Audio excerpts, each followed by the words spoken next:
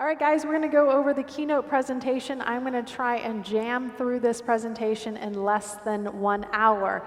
It's probably about an hour and a half presentation, but I don't want to keep you here to 10 o'clock at night, okay? So many of you guys came here to see this tonight, which is how to buy a property in the next 30 days. So basically, you've got a December 31st timeline for a Christmas miracle, yes? Anybody in here want a Christmas miracle? Yes. Everybody in here needs to want a Christmas miracle, right? So let's go ahead and go through some of the strategies that you guys can employ to get that Christmas miracle on your own. It's something that we call the AMP strategy, and I'll go over it in a fair amount of detail. But a lot of times as a real estate investor, when we're doing marketing, even though the market is up right now and it's very fiercely up, right, there are still sellers with little, no, or negative equity. And negative equity could be a combination of how much they owe versus the value, and a combination of how much they owe and then add the amount of repairs that are needed versus the value, okay? So as real estate investors, we run into a fair amount of these types of deals where there's just not enough equity for us to easily do something with this. Easily and riskily, less riskily. Somebody help me with an adjective here. Less risky, just less risky, we'll accept that, all right, good.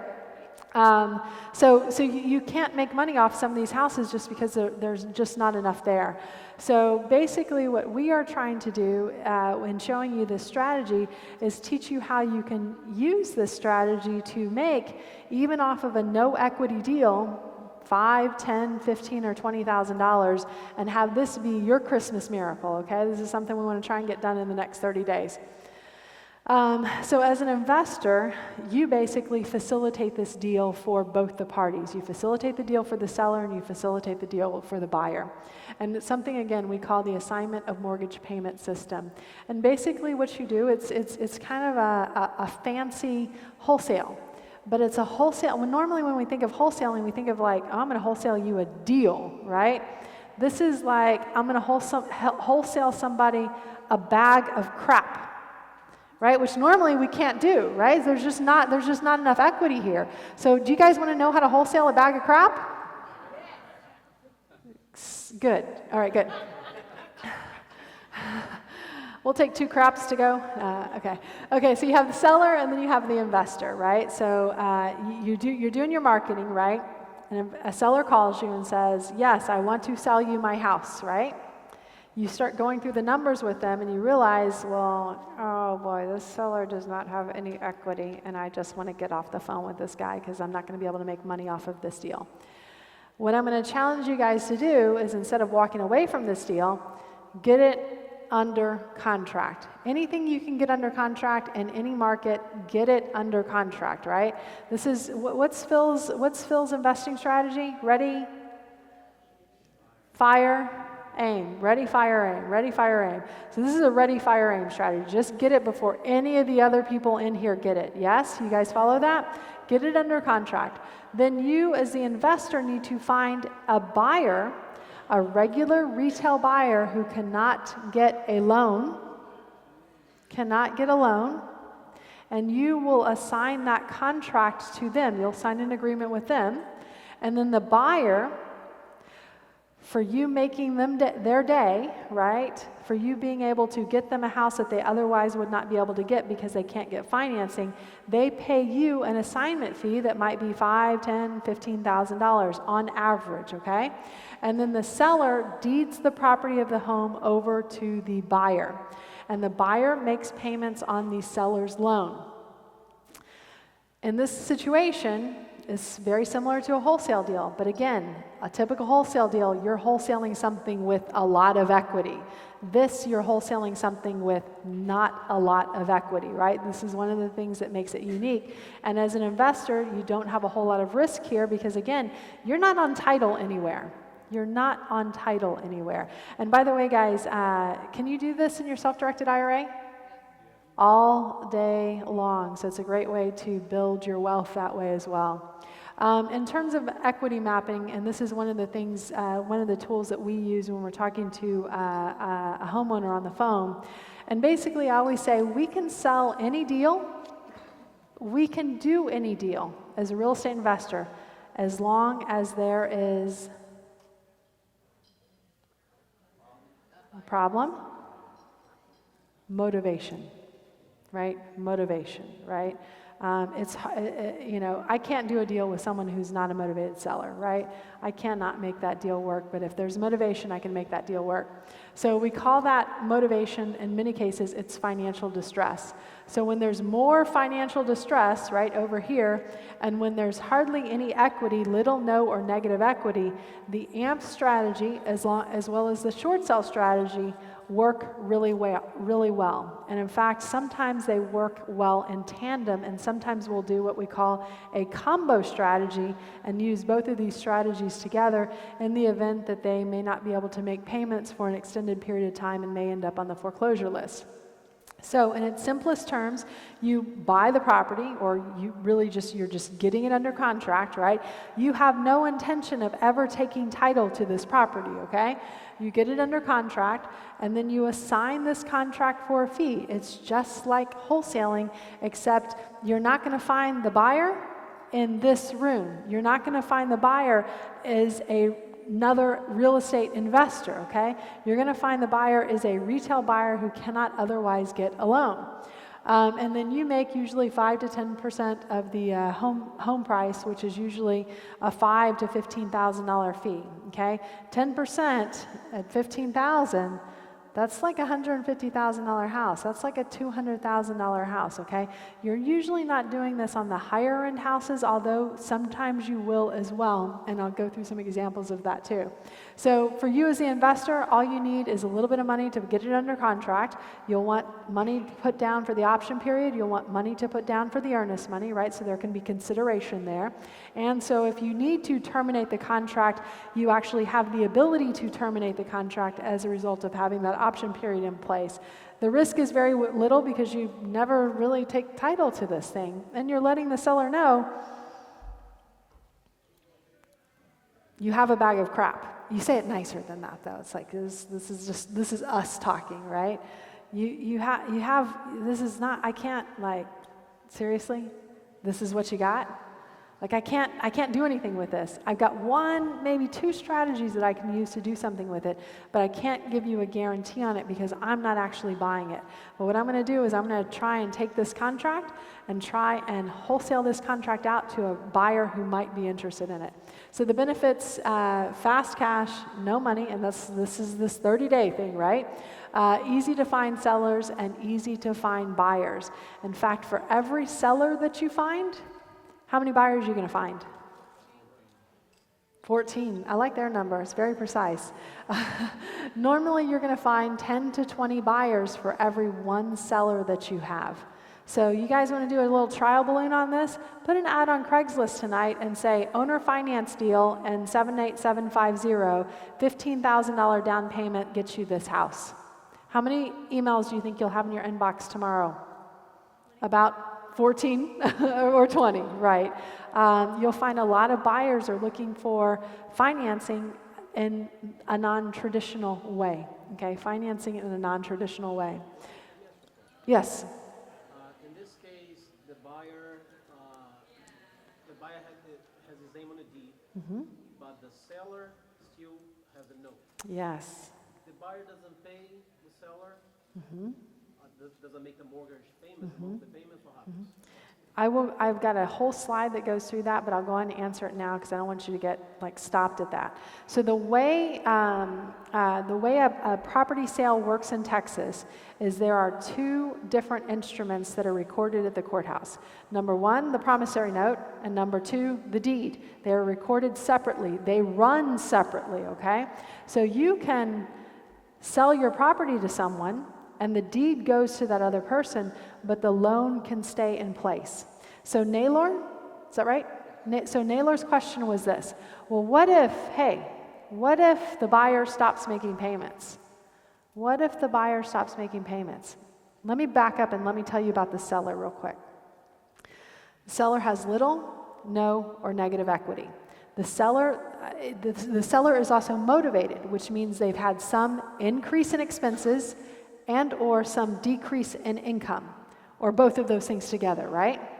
The seller is on their way to foreclosure. Foreclosure.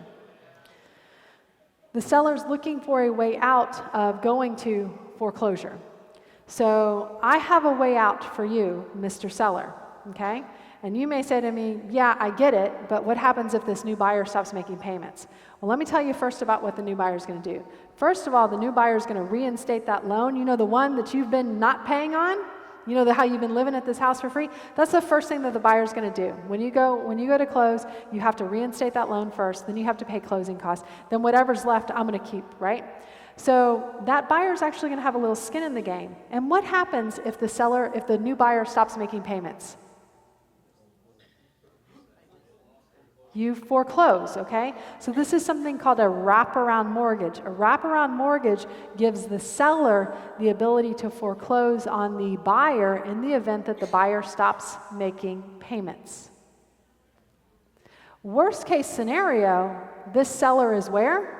If the buyer stops making payments, worst case scenario, this seller is where? Right where you're at right now, right? Just a little loop, right? You just did a little loop and you stopped exactly where you are today. What do you guys think about that? It sucks, let's be honest, right? Naylor's like, I'm not satisfied, lady. I'm going to have some more questions for you. I can already tell. We can continue this conversation. This is not, is this plan A? Is this plan A? This is not plan A. Plan A is you have all this equity. Plan A is that you walk away with a $50,000 check and there's a car with a big bow laying out of it. Plan A is double rainbows start shooting out of your toilet. That is plan A. By the time that they call me or one of you guys, plan A left the building like a long, long, long time ago. We're not plan A. This is not plan A. This is a shitty solution. I hate this. But in some cases, this is what we call the least worst option. That's sexy marketing, huh? The least worst. I'm your least worst. Yeah, it's like I'm your plus one when you're leaving in 5 minutes to go to an event, right? I'm that person, right? That's what this solution is. And we're going to go into a lot more detail. Hurting their credit in the event that they have not gotten behind yet. And with little, no, or negative equity. Again, we call this the least worst option. It's better than just renting their house because then they don't get all of the calls from the tenants, right? All the maintenance, all the property taxes still, et cetera. And then benefits to the lender. So if you start to get behind on your payments, what does the lender start to want to do? Foreclose on you. Yeah. And then the lender, like they make a bunch of money every time they foreclose on someone, right? This is the hypothetical where you say no. Yes. Okay. They don't make a lot of money when they have to foreclose on someone, especially if the seller has little, no, or negative equity, right? If they have to foreclose on someone with a lot of equity, they're going to make some money. But in this particular case, they're going to actually lose money. And are banks in the paper business or are banks in the let's own is Wells Fargo saying, I can't wait to own a property in Cedar Creek, Texas. Yay! No, they're saying like, oh my God, please bring this loan current because I don't want to have to go and foreclose on it and I don't want to have to renovate it and put it back on the market and go through all they're not an investor from that standpoint. So they continue to get their monthly payments on time. So how do you get through and find these houses? So the first thing you need to do is identify what we call, and I'll scroll through this real quick so you can take pictures one time instead of 5 times. So you identify an AMPS neighborhood.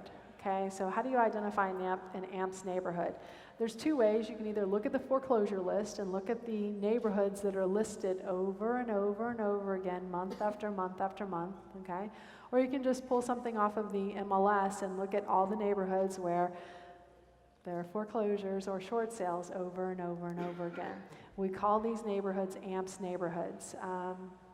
And usually where we see a proliferation of these are out in the suburbs, where, who is asking me the question about that? Where all of the brand new houses are being built? Yeah, by KB Homes, by DR Horton, by Centex, by... And they're putting in some of these buyers who maybe they shouldn't, maybe they're not the best buyers, and they're not putting down these big down payments. So that means they don't have themselves a lot of skin in the game, right? So you'll see these neighborhoods coming up on the foreclosure list over and over and over again. And then once you have like 2 or 3 foreclosures in a neighborhood where there are 100 homes, what happens to your value? Not much, not much. Once you have 10 of these go down in a neighborhood of 100, you're starting to get into problem zone. And you may have said, well, you know, I had equity in it until all these houses went into foreclosure. My value used to be $200,000, but now it's only $150 because the banks were trying to quickly sell these at a discounted rate. Jordan. So you start marketing to these neighborhoods, and there are different marketing strategies that you can use as a real estate investor. What business did Phil remind you or tell you that you're in? You're in the marketing business, okay? You're in the marketing business. And how do you solve the marketing problem? There are 1 of 2 ways. You either throw money at the marketing problem or you throw time at the marketing problem. So we've got money marketing options and we've got no money marketing options. For a low cost marketing option, which is what I would recommend in this case, it'll take a little bit of time, but it's the best way to find these people. Bandit signs, door hangers or door stickies or door flyers, or just put something out on Craigslist. You can get these, if you find one of these AMPS neighborhoods and you put a "We Buy Houses, no equity, no problem" right outside of the entrance to that neighborhood or the entrances to that neighborhood, you're going to get a lot of people calling you saying, how do I do this no equity, no problem thing, right? How do I sell for full price? High-cost marketing or direct mail list or direct mail marketing, anything that you have to put in an envelope and put a stamp on is going to cost you some money, okay? That's some of the expensive marketing tools that you can use. But if you don't have time to do the bandit sign, or if you're like me and your high heels sink when you're putting out bandit signs, you're probably not going to do that. So you're going to probably come up with some other marketing strategies. And just to be clear, and this is really important, and I feel like I have to say this 25 times because for some people it just does not get through, but I want to say it to you guys once, okay? Do not market to people who are already on the foreclosure list. Why? They are too far gone. They are too far behind on their payments, which means when that buyer comes to reinstate that mortgage, and the buyer is bringing $10,000 to put down, all the money goes to you living there the entire time, the last 5 or 6 months for free. And none of it goes to me, right? Now there are ways around it. So if, for example, you owed 100, I sold it to the buyer at 120. He brought $10,000 down. That wraparound mortgage could, instead of being at 100, be at 110,000. So now I'm getting monthly payments every month to collect that fee. But that takes a long time, right? And I'd rather that seller be more current. Sometimes too, and we get one of these, and we're all looking for these all the time, we get a Christmas miracle where we have a buyer who has a huge down payment. $20,000, $30,000, right? And that means I can sell a house where the seller is really far behind. But the Christmas miracle doesn't happen every Christmas for everyone. You start a marketing campaign to find buyers. You can do reverse bandit signs, owner finance, right? Dueño a dueño, because a lot of the people who are purchasing these houses are Spanish speakers, and a lot of them cannot get loans traditionally. And putting a sign in Craigslist. You guys want to test this out? Put a trial balloon on Craigslist tonight. Owner finance, $10,000 down, Anderson Mill, or whatever, or Cedar Park, or whatever area that you want to try it in. And I guarantee you, you will have a flooded inbox the next day of buyers. But what I want you to know is, we said for every one seller, there are, they said 14 buyers. For every one seller, there's 14 buyers. So buyers are kind of a dime a dozen, right? Don't get a buyer and say, I gotta go find a seller. Don't do that. Get your seller first, and then go and find all of your buyers. Okay, you'll get much less frustrated. Otherwise, I've got 10 buyers and I'll have $10,000. That's $100,000, right? I just have to find. It's going to take some time to get that. All right, so don't do it in reverse. But you can do the trial balloon just to kind of see, just to test what I'm saying. All right. Yes. I'm sorry. Reverse bandit signs. Instead of saying we buy houses, you can say for sale by owner, or owner financing, or dueño a dueño. Okay? So you get a call from an AMP seller, and you walk them through the lease worst close, right? Just like we did with Naylor, right? This, and I've told sellers, I wouldn't want this for you. I don't want this for you. I don't even like this for me. But really, this is probably your best option, and I'll go through the specific details of how you go through the lease worst close. You have to convince them that this is their best option. I'll give you the tools to be able to do that. You'll put that property under contract. Then from your AMPS marketing, you'll get a call from your AMPS buyer. You'll tell them the properties that you have available. What did Henry Ford say when he was first making cars about colors? You can have any color you want as long as it's black, okay? So with these owner finance buyers who are a dime a dozen, right, you get one house, right? You don't want them to all of a sudden say, well, I really prefer my master up, and I really want another room up, and I really wanted to open up into a sewing room that could also be a baby's room for when we have a baby, and then I don't want carpet downstairs, but I do want carpet upstairs. Stop talking now, right? You can have, it's the Henry Ford model, right? You can have any color you want as long as it is black. You can have any houses you want as long as it's one of the ones that I have in my inventory that actually come with these terms, right? You've got to let them know that in advance. Show them the house you have under contract. Put the buyer under contract between the buyer and the seller, and you'll have the assignment agreement there. You'll take the contract to the title company. The title company will go through its process. So the title company will transfer the deed, and the title company will leave that existing loan will stay in place. The loan survives the closing, but they'll do a wraparound of the existing loan because the existing loan right now only gives one person the ability to foreclose. Who is that? It's the bank, right? When you do a wraparound mortgage, now you as the seller, you are now the bank. Has anybody ever been to Vegas and said, I want to be the bank, right? It's your opportunity to play with someone else's money. This is kind of the same thing that you're doing here. So there's several different marketing strategies that we use for this AMP style process, this AMP style strategy. The ones with the stars on them are the ones that we recommend for this strategy. And any marketing, again, it's some combination of time and it's some combination of money. So some of these take very little money, but a lot of time, and some of them take very little time, but a lot of money, okay? One of these things you have to throw at this marketing problem. Bandit signs are great. Direct mail, door hangers, for sale by owner marketing, mass media marketing. When we were doing this like crazy, we actually had a radio ad that we put on all of the top radio stations, and we play it from 7 a.m. until 9 a.m. and we had 4 different slots where we would play this ad. And I forgot to pull it up today to let you guys listen to it.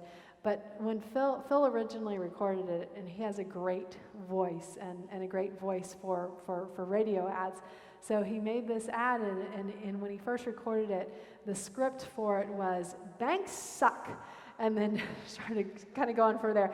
And the radio people were like, let's see, we really like what you've done here, but do you think that you could maybe tone it down a little bit and like totally remove the part about the bank sucking piece? So Phil had to re-record it, and it basically directed them to a website, and the website was called loansfortherestofus.com, okay? Loans for the rest of us, right? These are for people who, have you been turned down by a bank, right? But do you have a big down payment, and can you afford a monthly mortgage payment that's at least $1,500 a month?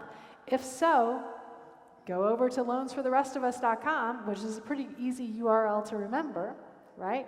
And we'll see if you qualify for one of the houses that we have in our inventory. A sample postcard, basically here, this is a sample postcard to the seller. You're letting them know it's a special new program, right? Little, no negative equity, no problem. And also let them know this is not a short sale. Now granted, sometimes by the time you get them on the phone, they may already be too far gone, right? Too far gone.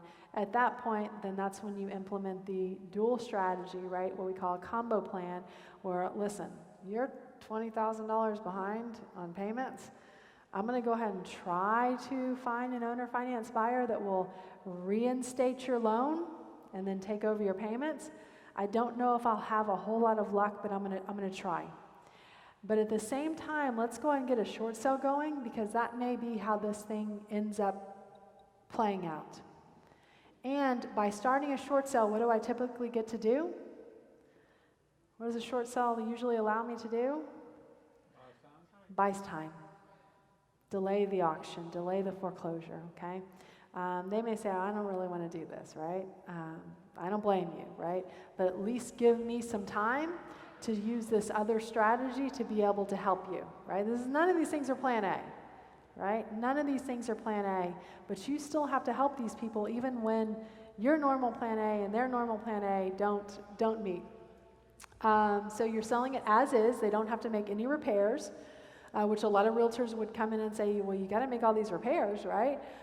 You can pick your closing date, fair price, no realtor fees, no closing costs. These are some sample door hangers. Basically, again, the same message: no equity, no problem, avoid foreclosure, and we'll close fast for you. Email us or call us. And then some of the sample bandit signs. Yellow bandit signs with black lettering have the highest response rate, okay? You see a lot of white bandit signs out now because they're slightly cheaper than yellow signs, okay? And because they're available at Home Depot. But the yellow signs with the black lettering typically work better. You can handwrite them or you can have them pre-printed. Some of the handwritten ones actually work better than some of the typewritten ones. You'll have a higher response rate if you put a local number on there, but I will say, don't put the cell phone number on there that you've been using for the last 10 years, okay? Put a cell phone number on there that is a cell phone number that you don't mind burning if you have to. And also, we've got some websites on here, right? But you don't see really any branding on here. We don't recommend that you do any type of branding on your bandit signs. It's the only marketing piece that we say don't brand it, because we don't want the city calling you and saying, oh yeah, you're the only nailer that I know, and you keep putting out all these bandit signs and they all look alike, and now I'm going to ask you, because you said send them some nailer buys houses, right? We send them all directly to you. Now we know who you are, right? Don't brand it. And if you put a website on there, just be ready to burn those websites every so often too. So we have a call center, and our call center gets all sorts of calls, some happy, some not happy, right? But again, save yourself a little hassle and trouble in the long run by not putting a big brand on there that you want to keep and maintain. For Craigslist ads, we have ads for both buyers and sellers. The seller's ad, basically, you need to sell your home fast and you don't have any equity, no problem. In the body of the message, we buy houses any situation. Fast, and sometimes you'll say a fair offer, right? Because you don't want them to think that you're just like every other investor who's offered them 70% and they can't make that work. Call today, even if you have little, no, or negative equity. For the buyers, hey, stop wasting your money throwing it away on rent. Even if you don't have great credit, don't worry, because there are no banks needed, right? Because you as the investor are playing the role of the bank. We've got a seller profile form as well. But again, what's interesting, I've got over 100 questions that I typically ask a seller. But when you're dealing with one of these AMPS type sellers and you know that this call came from a number that you had for an AMPS type neighborhood, you already know in advance that they have no equity, okay? What you need to know is, how much do you owe? Just tell me how much you owe, because how much you owe, that's going to be the purchase price. So if you owe 200 and the house is worth 200, the purchase price is 200, okay? If you owe 200 and the house is worth 180, your purchase price is 200, okay? It's just what they owe. It's very simple. And you can, once you start to recognize an AMPS deal, you won't have to go through, oh, but the repairs are this, and then the blah, blah, blah. No, okay? It's an AMPS neighborhood. I'm going to offer them exactly what they owe. Seller profile, again, little, no negative equity. Hopefully they're current with their payments. Remember, we want them to be current so that we don't have to use the buyer's down payment to reinstate the loan while they've been living there for free. Also, minimal repairs, because what happens is with some of these buyers, like they may tell you, yeah, I've got $10,000 to put down, and then you go and show them the house and it needs $10,000 worth of repairs, and then they start sandbagging and they say, well, I thought I had 10, but I only have 5, because they know they're going to need some extra money in their pocket to be able to make some of those repairs. So the ideal house has no repairs. It's not a death nail though. If it does have repairs. Just like it's not a death nail if they have negative $20,000 equity, okay? You just have to, your buyer pool just went like this, right? There's still a chance you might get the Christmas miracle. You just got to continue to work it. And usually newer homes as well is the typical profile. So what's not a good seller lead? If they're already pretty far behind on their payments, right, then it's going to be really hard for you as the investor to make money on it. And again, that's based on the typical buyer down payment of about $10,000. Now, you will occasionally find a buyer who has $20,000 or $30,000 to put down. In that case, all bets are off, new game, let's get it started, right? So you may go back and reach back out to some of the people that you thought, I can't make this work. Ideal AMPS house, move-in ready. Again, current on payments. Low fixed rate mortgage. Why do we care about that? We want the payment to be very similar to the rents in the area.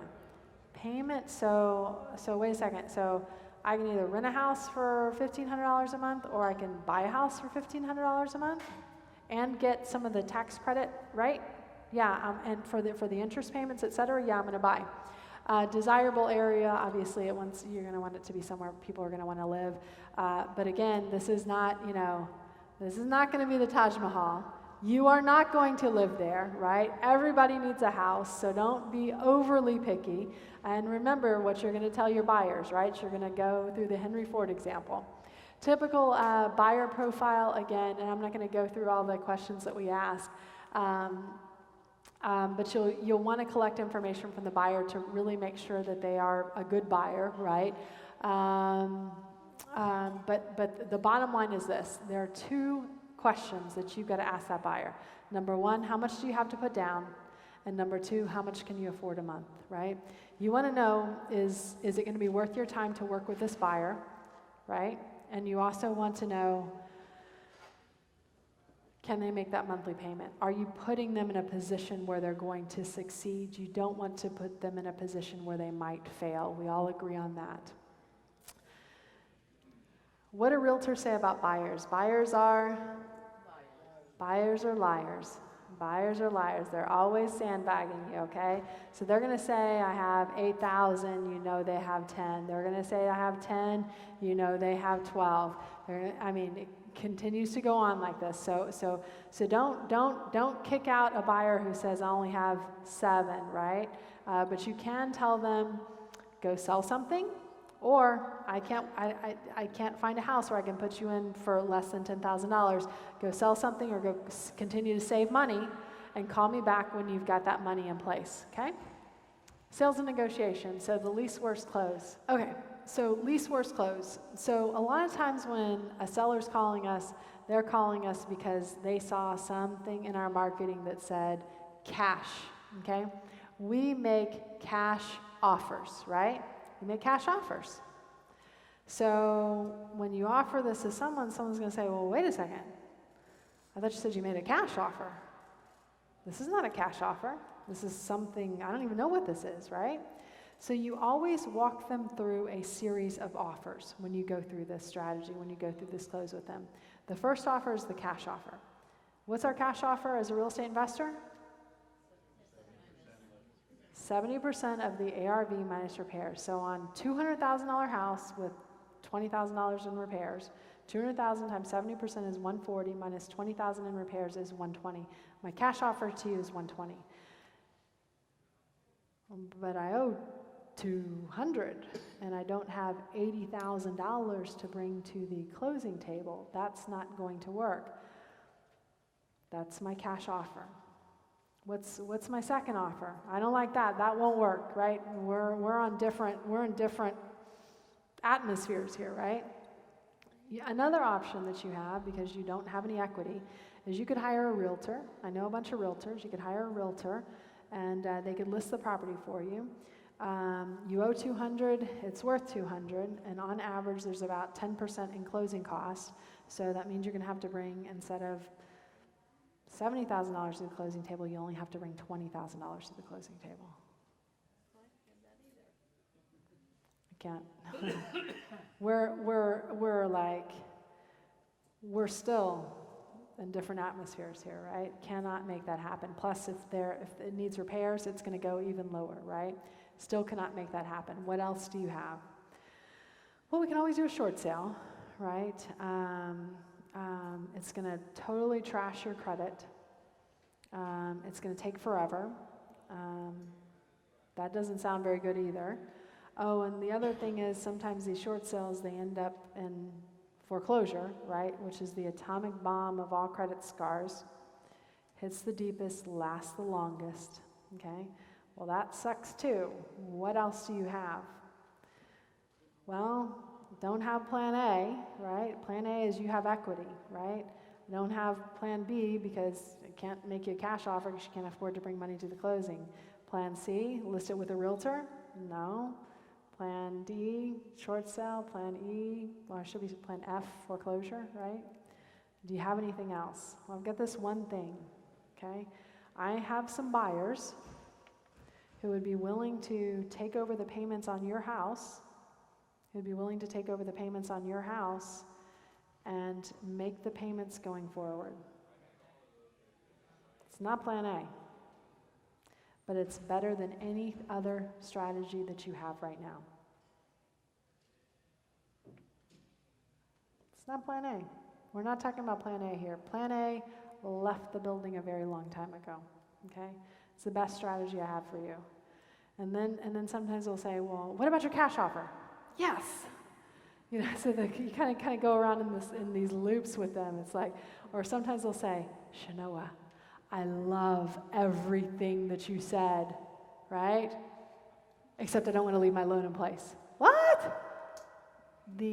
Your job here now is to convince the seller that the value of your house is not your big, beautiful house. The value of your house is the loan.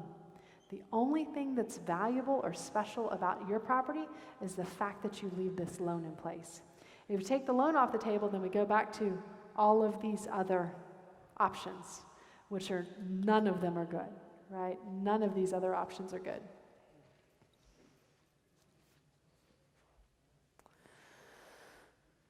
Skip through that. I'm going to skip through that. So overcoming seller objections. So again, this is the objection. I love everything you said. Let's just not keep the loan in place. Then your house has no value to me or no value to the buyer who is willing to pay an above market price for your home. No one's willing to pay an above market price for your home unless it comes with the financing, right? A lot of you guys, when you go and buy a car, you negotiate the price, right? Because you're going to pay cash, right? That's great. That's great. That's what we do as investors too, right? But if we are not paying cash, and if the only way that we can buy this car is on the terms, then what's the question that we ask as a car buyer? How much is the monthly payment? How much is the monthly payment? This is always a good one. Some of the sellers that we talk to never really put any money down on the property when they bought it. And some of the buyers that we talk to are making a bigger down payment on their house than they ever did, okay? So in these cases, sometimes your new buyer has more skin in the game than the old buyer, which will make them have more staying power in this deal than you have today. Sometimes you have to keep saying that so that it resonates, okay? But eventually, I promise you, after you say it 1, 2, or 3 times, it will start to resonate. Buyer has skin in the game, shows that they've got money. They don't want to lose that money. The buyer's got their life in order. Right now, you do not, right? Let's see. This is the question you asked me at the beginning, right? It's like Prego. It's in there, right? It's all in here. Okay. So worst case scenario, the buyer defaults. You're in the exact same situation that you are in today. Okay. So you just kind of roll the dice or kick the can down the road for another year, maybe 2 years. And in that year or 2 years, maybe something's changed in your life where that decrease in income has gone now back up, or where that increase in expenses has now gone back down, right? Remarried, or market goes up, or many of the other things that can happen in life, okay? A lot of sellers will say, well, how do I know that they're making the payments? 1, a loan servicing company. 2, if they're making it directly to the bank, or even you can check on the loan servicing company, you still have the loan number and your social security number, which is what it's tied to. You can still call the bank and just make sure, hey, did you get that payment did you get that payment I sent you? All right? So you can also get online. Hiring a loan servicing company is one of the things that we talked about too. And this is one of the beautiful things that we get to say as a real estate investor, right? For every 1 seller, you have 14 buyers, okay? So listen, if this thing goes sideways, who are you going to call? We'll do this all over again. And I will get a buyer who will have a down payment. I will facilitate that transaction. Now, do you keep all the money? Do you keep all the buyer's down payment? As much as you can. Right? But sometimes does a seller need money to move out? Yes. Are you going to give them the money to move out? Yes. Okay? Yeah. Everyone say yes. Okay? There are going to be weird things you're going to do to make these deals happen. Sometimes it will be to give them money to get out. Okay, but let's say that the deal goes south, right? Mm-hmm. How easy can the seller foreclose on the buyer? Texas. Man. This is... I'm from Pennsylvania, so... You're from Pennsylvania. Pennsylvania, no good. Texas, good. Texas is good. So one of the things about Texas is it's one of the fastest states that you can foreclose on. It is not a judicial foreclosure. This is a non-judicial foreclosure state. My guess is that Pennsylvania is a judicial foreclosure state. Okay, well, I'm telling just okay. So non-judicial foreclosure state means you do not have to go in front of a judge to have the right to foreclose on a property here in Texas, okay? Your note and your deed of trust is what allows you to go down to the county courthouse and foreclose we foreclose here in Texas on the first Tuesday of every month without exception. I don't care if it's July 4th, I don't care if it is January 1st, we are foreclosing here in Texas. We don't mess around. Texas is a do not pay, do not stay state. In Texas, you can foreclose faster than just about any other state in the union. Now, there's one thing that has recently slowed down our ability to foreclose, which is the guy in Congress who will not die and just put out 2,000 pages of legislation to help us all be fair okay? And that's, who's that?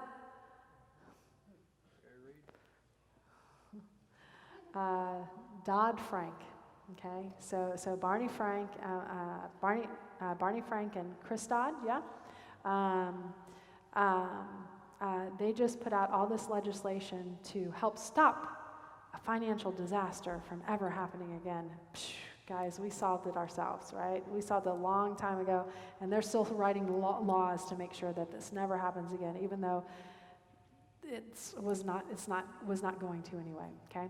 So they have put a small moratorium on our ability to foreclose quickly, okay? But still, after it gets out of that, we can still in Texas foreclose faster than just about any other state in the union. Now, with these buyers, okay, most of these buyers never make it to the foreclosure finish line. Why?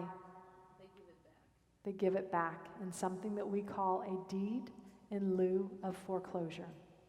So you can give it. So you stop making payments. It's his house, okay? He calls me and he says, "I've been checking online. The payment wasn't made this month. Can you help me?" I call you and I say, "Hey, what's going on? I thought you want to say, oh, blah, blah, blah, blah, blah, blah, blah, blah. Do you still want to stay the house? Can you reinstate it? Can you, kind of have this very open and frank conversation?" If the answer is no, then I'm going to ask him to do a deed in lieu of foreclosure back to the original seller so that I, as the investor, can facilitate a new transaction like this to a new buyer. A lot of times, this new owner will say, "Okay, well, I'm going to get out anyway," right? And he'll do that. What's the one thing that you have to do before you take that deed in lieu of foreclosure? This is really important. You have to do a title search to make sure that the new buyer didn't get an IRS lien, alimony, child support, blah, blah, blah, blah, blah, blah, blah, blah, blah, blah. Because he doesn't want to take it back with a deed in lieu, because all of those issues, all of those liens will survive a deed in lieu. If that's the case, if you went out and got a bunch of liens against the house, he will have to foreclose on you to get rid of all those things so that he can have a clean house to sell again. Yeah? Okay? So I'm surprised you haven't asked this question yet. I've just been waiting for you. Like, where have you been? You didn't think about that. Do you want? Okay. So, guys, there's something called a due on sale clause, okay? Everyone kind of have an idea of what that is a little bit? Almost every loan that's been originated after roughly around 1996, 1998 has a clause in it, usually clause number 17, called a due on sale clause, okay? Can I read you what it says? Because this is tough language, okay? This is very tough language. In the event that the house is sold, okay, and the underlying lien is not paid off, we're going to get into the tough language here, guys. The lender may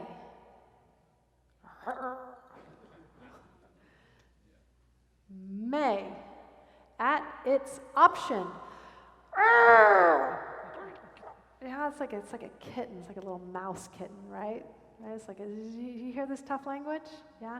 The lender may, at its option, call the note due and payable in full. So there's something called due on sale clause.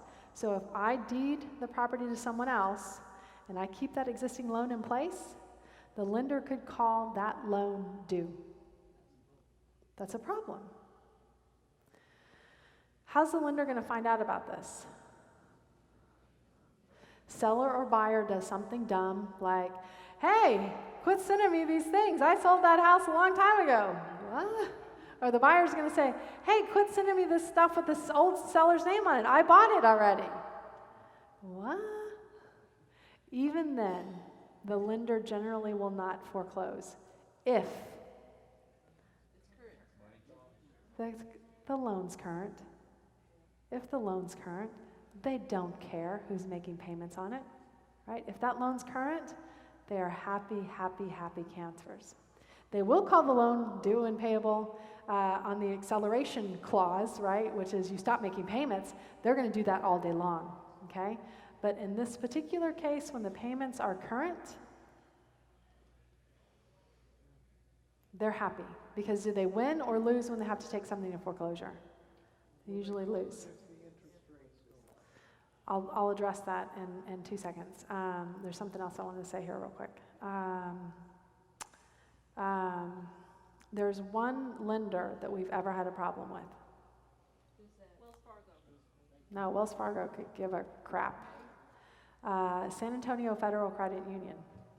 San Antonio Federal Credit Union will call that note due within about a month or two of something like this happening, if they find out. Now, how does a lender find out? The buyer or seller do something stupid, right? Call and say something like they shouldn't, like, you know. Or the insurance, okay? So the insurance has to be right on these, meaning the insurance has to list the original owner as an additional interest or an additional insured. Because the only group in the bank that has their stuff together is the insurance department, right? And they will check to make sure, because I've bought many houses subject to the existing financing, and if I didn't look at the declaration page as it went off to the lender, I've gotten a call saying, hey, where's our seller on this whole thing, right? Where's our seller in this whole thing? So that's one thing that has to be right. Let me address his question next. So he says, well, what if interest rates rise, right? Will banks call the notes due? It's a possibility. But what do they have to do to call the notes due? No? What do they have to do? What kind of research do they have to do? They have to create hey, I've got an idea. Let's go and create a research department to research the 1 million loans that we have out there. We're going to go to all of the different appraisal districts, right? All the different, I'm losing my vocabulary right at the moment. We have to go and do a deed search on every single one of these. I bet if they happen to find out anyway. If they happen to find, it's a small possibility with the big banks. It's a larger possibility with the smaller banks. But they just are not going to. My point is, they still have to go through a research process, and they're just not going to do it. Okay, Chris. So I was asking, I guess you kind of sort of answered my question, but if they're going to call the note and there's no money there, then their only option is to foreclose. Yep. So my attorney who closes these deals for me gives a guarantee on these deals, and basically what he will do is if a note is called, he will then transfer the deed back to the original seller. It's a notarized document, that general warranty deed, 2-page notarized document. They'll sign one where I will give it back to the seller, and then at the same time, they'll sign one where they'll give it back to me, also a notarized document. Only that one gets filed. Problem solved, bank. We have cured the defect. And he's done that many times. There's really not anything that they can do about it. Are you raising your hand over here? I couldn't.